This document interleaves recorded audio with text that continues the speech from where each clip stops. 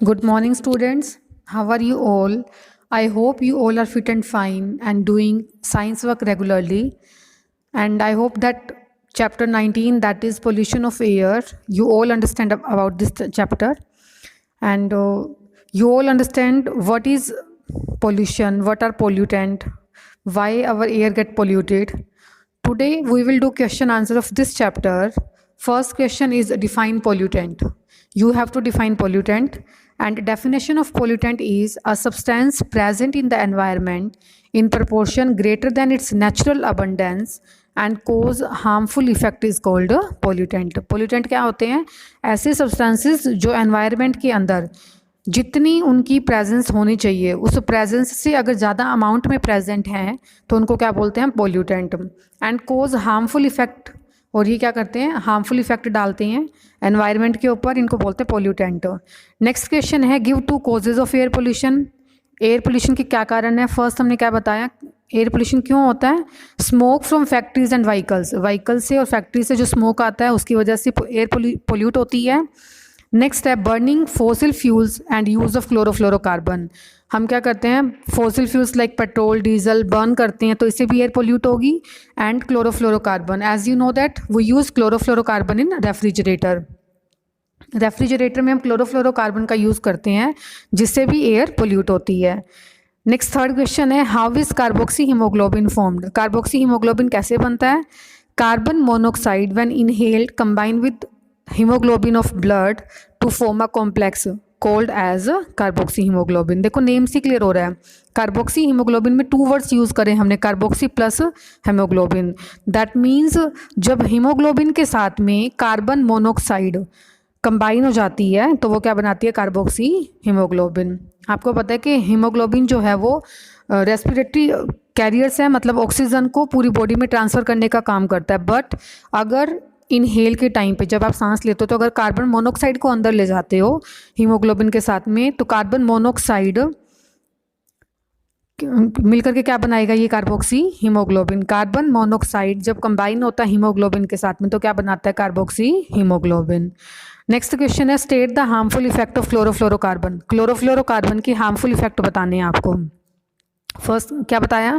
Chlorofluorocarbon cause the depletion of ozone layer due to this ultraviolet radiations reach to earth. Chlorofluorocarbon क्या करता है? Ozone layer को धीरे धीरे डिप्लेट कर रहा है. ओजोन लेयर बहुत ज़्यादा कम होती जा रही है, लेयर जो है ये. Due to this ultraviolet radiations, ozone layer के अंदर होल हो रहा है. ठीक है, क्लोरोफ्लोरोकार्बन की वजह से ओजोन लेयर में होल होगा और इस होल में से अल्ट्रावायलेट रेडिएशंस जो है वो अर्थ के एटमॉस्फेयर में एंटर कर जाती हैं. जब ये अल्ट्रावायलेट रेडिएशंस एंटर करेंगी अर्थ के अंदर तो इन अल्ट्रावायलेट रेडिएशंस की वजह से स्किन कैंसर होगा एंड जो हमारी आइज़ हैं उसमें इरिटेशन हो जाती है. सम टाइम आइज़ डैमेज भी हो जाती हैं. क्लियर हुआ? तो क्लोरोफ्लोरोकार्बन की वजह से क्या हो रहा है? ओजोन लेयर डिप्लेट हो रही है, ओजोन लेयर में होल होगा, इस होल से अल्ट्रावायलेट रेडिएशंस एंटर करती हैं अर्थ सरफेस पर एंड अल्ट्रावायलेट रेडिएशंस की वजह से स्किन कैंसर एंड आइज़ के ऊपर इफेक्ट पड़ता है. नेक्स्ट है give 3 measures to check global warming. Global warming को कम करने के लिए आप क्या स्टेप उठाओगे? फर्स्ट क्या बताया? Use of fossil fuels should be minimise. जितना हो सके fossil fuels like petrol diesel कम से कम यूज़ करो. More trees should be planted, ज़्यादा से ज़्यादा ट्रीज लगाओ. Use of chlorofluorocarbons must be checked. Chlorofluorocarbon को भी हमें चेक करना चाहिए. क्लोरोफ्लोरोकार्बन को भी कम से कम यूज़ करना चाहिए. समटाइम कुछ स्टूडेंट्स क्या करते हैं, एक ही पॉइंट को थोड़ा सा चेंज करके राइट कर देते हैं बट उसके मार्क्स नहीं मिलते. फॉर एग्जाम्पल बच्चे क्या करते हैं, जैसे ये आपको पॉइंट गिवन है मोर ट्रीज शुड बी प्लांटेड, फिर नेक्स्ट पॉइंट पे लिख देंगे डोंट कट ट्रीज. तो ये दोनों का मीनिंग एक ही बनता है. तो इसलिए आप इस तरह के आंसर में राइट ना करें, सेम पॉइंट अलग राइट करोगे. जैसे फॉसिल फ्यूल्स को मिनिमाइज़ किया हमने, ट्रीज़ को ज़्यादा से ज़्यादा प्लांट करना चाहिए, क्लोरोफ्लोरोकार्बन चेक करनी चाहिए. नेक्स्ट है what is smoke, what are its harmful effect. Smoke क्या है?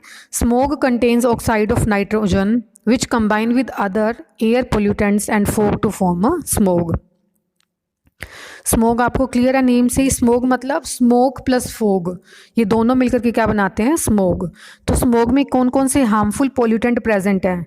It contains oxide of nitrogen which combines with other air pollutant. Main smoke में कौन सा पोल्यूटेंट प्रेजेंट है, oxide of nitrogen, that means nitrogen oxide present है, उसके साथ में स्मॉल अमाउंट में अदर पोल्यूटेंट प्रेजेंट होंगे प्लस फोग, ये मिलकर के क्या बना रहे हैं, स्मोग। नेक्स्ट इससे में पूछ रखा है हार्मफुल इफेक्ट बताने हैं स्मोग के।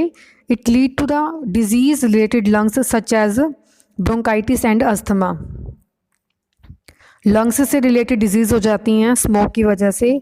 नेक्स्ट हमने क्या बताया, it leads to visibility and eye irritations, visibility कम हो जाती है। आपको पता है कि स्मोक जब होता है फोग में के टाइम पे भी, जैसे अभी विंटर्स में भी फोग रहता है, फोग प्लस स्मोक मिलकर के स्मोक बना रहे हैं, तो स्मोक में विजिबिलिटी कम हो जाती है, आपको ज़्यादा डिस्टेंस का दिखाई नहीं देता, विजिबल नहीं होता क्लियर, एंड आइज़ में भी इरिटेशन होती है, आइज़ में कई बार पानी भी आना स्टार्ट हो जाता है, this is due to smoke. Next question है write a short note on acid rain. This question is very important.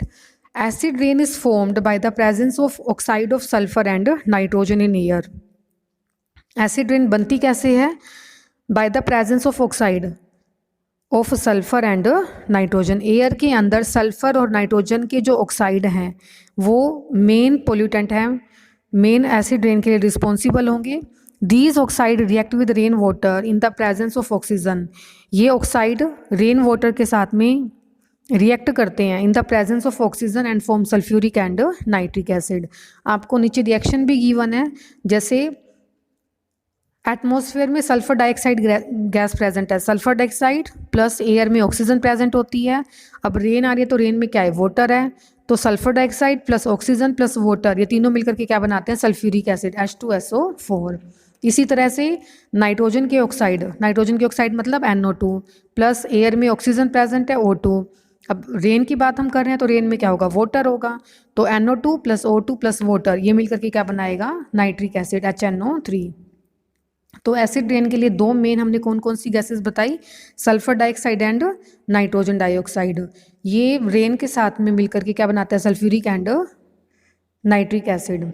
Rain water and oxygen के साथ में कंबाइन होकर के बनाएंगे sulphuric and nitric acid which make the rain acidic. और sulphuric and nitric acid अगर air में present होगा तो जब रेन आती है तो वो रेन कैसी बन जाती है, एसिडिक रेन होगी, because sulphuric acid is acid, so this rain will be acidic in nature. Next है state the cause of increase the concentration of green house gases in the atmosphere. Atmosphere में green house gases जो है उसकी amount increase हो रही है, क्यों increase हो रही है, फर्स्ट हमने क्या बताया, because first of all you know that what are green house gases, main greenhouse gas is carbon dioxide, and how carbon dioxide is increases, first point is burning of fossil fuels release carbon dioxide in the atmosphere। हम fossil fuels को burn करेंगे like petrol and diesel को burn करते हैं तो इससे atmosphere में carbon dioxide gas release होगी। Second point burning of coal in thermal power plant, अगर हम thermal power plant is the area where electricity is generated, electricity को जनरेट करने के लिए थर्मल पावर प्लांट में कोल का यूज़ करते हैं, कोल को बर्न करते हैं, कोल को बर्न करेंगे, जब कोल को बर्न करते हैं तो कौन सी गैस रिलीज होती है, कार्बन डाइऑक्साइड, तो इससे भी कार्बन डाइऑक्साइड की अमाउंट इंक्रीज होगी। Third point is deforestation, that means trees को आप कट करोगे तो इससे क्या होगा, एटमॉस्फेयर में इम्बैलेंस हो जाएगा किसका, ऑक्सीजन एंड कार्बन डाइऑक्साइड का। अगर डिफॉरेस्टेशन ट्रीज को कट करोगे तो भी कार्बन डाइऑक्साइड की अमाउंट इंक्रीज हो जाएगी। तो कार्बन डाइऑक्साइड की अमाउंट इंक्रीज होना या फिर आप कह सकते हो कि ग्रीन हाउस गैसेस की कंसंट्रेशन का बढ़ना, दोनों एक ही बात है। किस लिए बढ़ रही है, फर्स्ट हमने बोला फ्यूल को बर्न कर रहे हैं, सेकंड कोल को बर्न करते जब थर्मल पावर प्लांट में, नेक्स्ट इज ट्रीज को कट करेंगे तो भी कार्बन डाइऑक्साइड का जो इम्बैलेंस हो जाएगा। Next question is state the likely consequences of an increase in the greenhouse effect. Greenhouse effect जब इंक्रीज होगा तो इसका क्या रिजल्ट होगा, this can raise the earth average temperature and thereby cause global warming. अगर greenhouse effect increase होगा तो इसका क्या रिजल्ट होगा, अर्थ का टेम्परेचर इंक्रीज हो जाएगा, और अर्थ का टेम्परेचर इंक्रीज होगा तो साथ में ग्लोबल वार्मिंग भी होगी।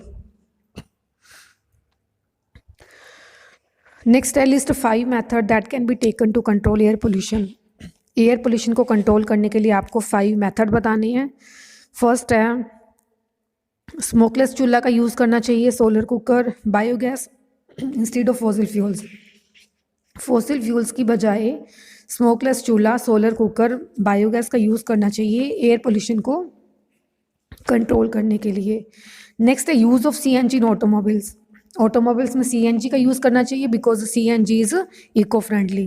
प्लांट मोर ट्रीज, जितना हो सके ज़्यादा से ज़्यादा ट्रीज लगाने चाहिए। इंस्टॉल टोल चिमनीज, चिमनीज को टोल इंस्टॉल करना चाहिए which filters in factories. Chimneys को टोल इंस्टॉल करेंगे तो जितना भी पोल्यूशन है वो ज़्यादा मतलब हमारे एटमॉस्फेयर में एंटर नहीं कर पाएगा। Last is use of chlorofluorocarbon must be reduced. जितना हो सके क्लोरोफ्लोरोकार्बन का हमें कम से कम यूज़ करना चाहिए। सो chapter 19 is completed. Learn and write chapter 19 and send your work in science group. Okay, beta.